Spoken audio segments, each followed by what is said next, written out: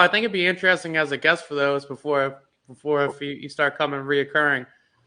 What you feel like is the biggest struggle of trying to break into rap industry and what the frustrations are from that? Hmm. And then like also on that, because you've been doing it for a while too. So like where do you find the motivation to continue to put out product at a consistent rate? Damn, that's a good ass question. I would say the hardest part is like you just like one step away, and like you just gotta know a person, and that's really it. I would say that's really the one thing. And I'll say the one frustration. Well, even with that, I was talking to John about this too. It's like the people that I have met, like no offense to like anybody like that have a little clout in the industry, like most of the people are weird as shit. Like they're weird, like they're different. But the motivation, like rap, like bro, like I gotta listen to music as soon as I wake up. Like I really take that music serious. I think like since a young like I when I used to listen to music, like music is like my Bible. Like you feel me? Like that's my religion. Like listening to whole like that's how I know how I'm gonna move. Like you feel me? Like as a young boy, that's how I know how to move from music. Like so like that's how I rap. Like that's if you listen to my raps, I'm not capping at all. Like every joint is a story. Like I'm talking about my real life. I'm not talking about moving hella drugs or like having I'm keeping it a beam. Like most of my shit is about like relationships, bitches, smoking weed, getting fly, shit that I'm into. Like Have you ever been tempted by it? Like, yo, like fuck, maybe I should do a gimmick. always.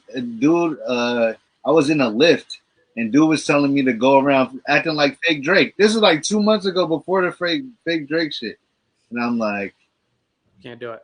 oh, like that's the opposite of what I don't even want to be compared to that, man. I'm mad he got the braids right now. To be honest, like that shit really kind of pissed me off. Like trying to be the opposite of whatever that man is doing. So Right. the gimmick shit is like it's like cool. Like that's the thing. Like I'm gonna, however I go about it, it has to be authentic for me. Like that's just all. Like of course I could do some like you feel me some gimmicky shit. Who can't? Like who can't do that? Like but that's just not me. It's not authentic to me. It wouldn't be me. My shit gotta be me. Like got to. What is how much would you say like it is based off talent, off of luck on how people break in? Not even luck, bro. It's really the grind. That's kind of how I'm realizing it now too. It's like that shit is it's a grind, and it's like it's a small business. That shit is truly a small business. You put in hella money into that shit, and you seeing no return on that bitch at all. Like ain't no return, bro. Like ain't no return, bro. Like on my last joint, on my last tape, bro. Whatever money I made, that shit was compared to all the shit I put into it, all the mixing, all the bread I put in. This joint that I'm about to drop, I already got that joint mixed by two people who paid the bread and didn't like the mix. So I'm already in, you feel me, in debt on that joint already. I ain't even release it, like Right. so. That's the thing. It's just the grind. I would say more than anything, it's the grind, like for real. Do you get frustrated by like or like what would be your take? Like I see a lot of times like on social media there's a trend of like, yo, like you'll support all these different companies, but you won't support your friends doing shit. Do you like feel like that's a thing as well? Do you get frustrated with that? Because I know one of your bars was like, dog, I'm just a share away from quitting my day job. And it really Yeah, can be like that simple of like, yo, if everybody yeah. I follow just shared my shit, it would give me $10,000 worth of exposure and it would take you 5 seconds. Literally, if say I have 900 followers right now, right or whatever, like if 900 people all shared my shit, bro, right now, like Mm-hmm. up, nigga, like if 100, like you feel me, and it's real, like that's what it was something like you could change my life if you hit a like literally you could like my shit. Somebody see that John, we out of here, we up, like I was telling John about the one John, Caitlin Rap, she from Dago, like she just do the little freestyle, just kind of how I do, like do the little freestyle reels. She ended up doing, and but she be doing like that's the thing that I don't like. You know, TikTok, like people rap with the other person's beat next to them. Mm-hmm. That ain't me. Like maybe it should be. I don't know, but that ain't me. But she did that, and then she did the Rush John. Russ ended up releasing the song like with the remix with her on it, and he just on Right. it off the rip, like, It's literally. a weird correlation, but it reminds me of a sex stat I had. Bear with me here, but I think like every one person you fuck or all, you get exposed to 56 people, which is like interesting to think about. But it's like, every one share, if you got a 900 followers, and let's say on average everyone has 400, 500 followers, if everybody shared that, you're getting 200, 300,000 followers exposed to your music. Yeah, right. And it's like that simplistic. So like, do you get frustrated with that when you see people don't share it?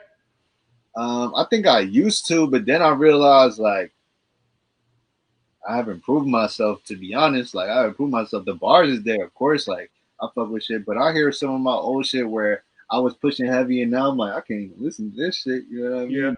I feel like as an artist too. Like I was thinking about that. I'm like I'm sure like any artist, like even like big ones, probably hear their old shit. Like this is not. It's got to be a little challenging to stay that consistent with releasing music Yeah. at your time and still like dealing with the frustration saying you're not getting returned on your investment. I think that's the part that show you wanted though. Yeah, 100%. Regardless of people sharing it or not, like what you said, 9 days straight at this point. Yeah. Right. Constantly doing that shit and showing people that like I'm not playing. Like Yeah. I might think I'm playing, but I'm not playing. Yeah. Also, putting your money in this shit. Once you Yeah. start putting your money behind something you really want, I think that also show another different level of drive because people that say they want some shit, but they're not about to really put no money behind it. No, Once you 100%. start putting your own bread behind it, regardless of your financial situation, whether you got it or not, that show a different level of commitment because you can say you want something, but if you ain't gonna invest nothing into it, do you really want that shit? Nah, And that's hella therapeutic too. Like for me at least, like hella therapeutic. I like I'm saying, even I can't see the future, but even if I don't make it, like I can't see myself like not like having to still go in the still do a couple bars. Like I can't Right. see it. Not now that I've been exposed to it and doing it so much. Like I gotta get a flow up. I got to. Like Right. and it's like interesting too, like even in your position now, like we were talking about in the middle of John, getting one video of 4,000 views and having multiple with 1,000 and multiple with 800. That's like some people would be jumping through the fucking roof with joy off of that. yeah, Like nah, some people like, fuck it, I made it off this nah. joint. Like, yeah, It's that's crazy crazy. it's crazy that you said that because my best friend Nitty was just talking to me about it. He was like, bro, your joints be hitting. And like I said, like, I was like, damn, like, but I understood. I know that, you know what I mean? But it's crazy, like one person will like comment on my joint and that will like, I think that's what keep me going too. Like if one person comment, like, bro, I'm not going to forget these. If I hit, I'm not going to forget them 4 people that's commenting on my joint. Right. Trust me, I will not like at all. Like I know exactly who they are. You feel me? Like when I see that one comment, they like it's fired. I'm cool. Like one person was rocking with that shit. Okay, bet. Like we up. Like that one person in reinsurance. And exactly. there's a lot of time and effort put into all those. It's not like you're just going off the whim and going like, like even that the camera placement and everything, like all that shit is like strategic shit. Bro, I'm changing with time. Like you gotta think that shit is all one take. Like I have to do my little funny intro. I'll usually give a little funny intro. I'm doing one a day and I'm not reading the raps of nothing. Right. Think about that. I'm reading one a day. I'm memorizing that shit. I'm doing the intro and the camera placement. I gotta look good in the vid and sound good. Mm-hmm. Both at the same time. Like, and that's how I kind of realized too. Like my first joint, I was like pre-recording.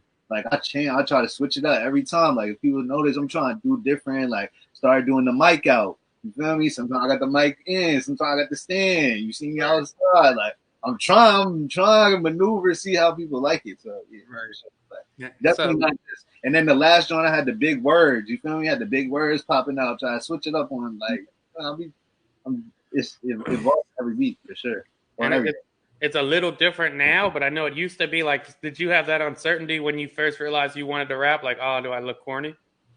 Like, do I want to tell people I'm rapping? That was the beginning. Like, I remember seeing, like, I don't want to say nobody's name, but the first person I ever remembered freshman year at G High, Ami, was talking about he rapped. And I'm like, rap? Like, I do remember that. Yep. I'm like, we 14. Like, what did you rap, bro. Like I thought that was, you feel me? Like that was my name, you feel me? But I thought that was corny. I'm like, Mhm. rap, like are you? But whole time, bro, I was writing raps at 10, like easily, like writing raps at 10. So I just So then, and I was 15. I was doing freestyles. I was doing freestyles on Facebook in high school. Like I was doing all that shit. But definitely had the uncertainty for sure. Like for sure. And I ain't gonna hold you. I told you in the text, the unreleased tape, best shit yet. Yeah, for Yeah, sure. Best shit yet. you got the secret drop already. Shit yet. I Yeah, ain't gonna lie. I was 3 songs in, had to hit this nigga like, nah, this the best shit yet. yeah. The first six is like for real. Like it's a crazy. It's a good six. Like I Yeah. should be. If anything, I should be G League. Like that's how I'm feeling. You know what I'm saying? I'm not saying nothing. Well, I'm just saying G League me. Yeah.